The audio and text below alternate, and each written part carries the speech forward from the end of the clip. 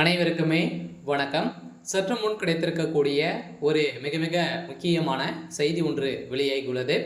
சற்று முன் தமிழகத்தில் ஜனாதிபதி ஆட்சி, ஸ்டாலின் சிறையில் அடைப்பு, இது மாதிரி பார்த்தீங்கன்னா செய்திகள் வெளியே இருக்கு.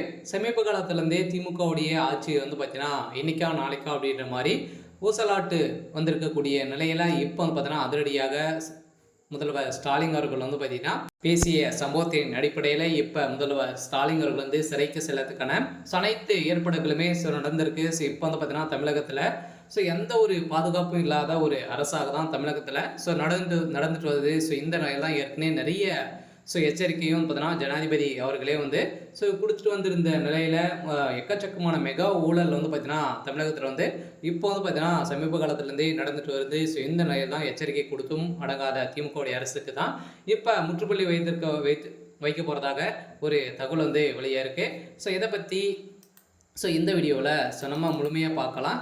அதுக்கு முன்னாடி நம்ம சேனலுக்கு இப்போ தான் நீங்கள் முதல் முறையாக வந்திருக்கீங்க அப்படின்னா மறக்காமல் நம்மளுடைய சேனலை சப்ஸ்கிரைப் பண்ணி சப்போர்ட் பண்ணுங்கள். வாங்க வீடியோக்குள்ளே போகலாம். பார்த்தீங்கன்னா இப்போ முதல்வர் ஸ்டாலின் அவர்கள் பார்த்தீங்கன்னா சமீப காலத்தில் தமிழகத்தில் திமுகவுடைய ஆட்சி நிலைக்கிறதுக்கான வாய்ப்புகள் இல்லை. இவர் எக்கச்சக்கமான மக்களுக்கு எந்த ஒரு பாதுகாப்பும் இல்லாத ஒரு அரசாக தான் பார்க்கப்படுது.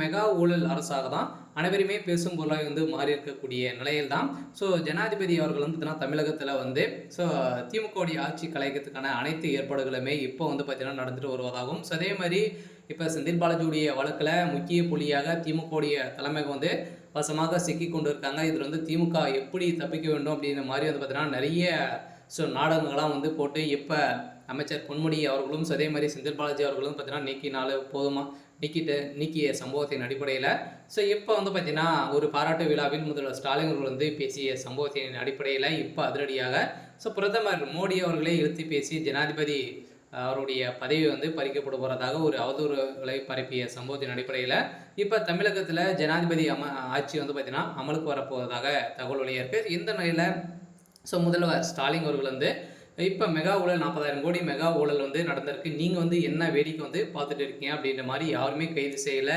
இந்த பணம் எங்கே இருக்குது? இது மாதிரி எந்த ஒரு அப்டேட்டுமே கொடுக்காம முதல்வர் ஸ்டாலின் அவர்கள் பார்த்தீங்கன்னா மறைத்து வைத்திருக்கக்கூடிய நிலையில் இப்போ அதிரடியாக தமிழகத்தில் ஜனாதிபதியுடைய ஆட்சி வரப்போகுது அப்படின்ற மாதிரி அஃபிஷியலாகவே தகவல் வெளியாக இருக்குது. இந்த நிலையில் தான் முதல்வர் ஸ்டாலின் அவர்கள் ஏற்கனவே கைது செய்யப்பட்டிருக்காரு.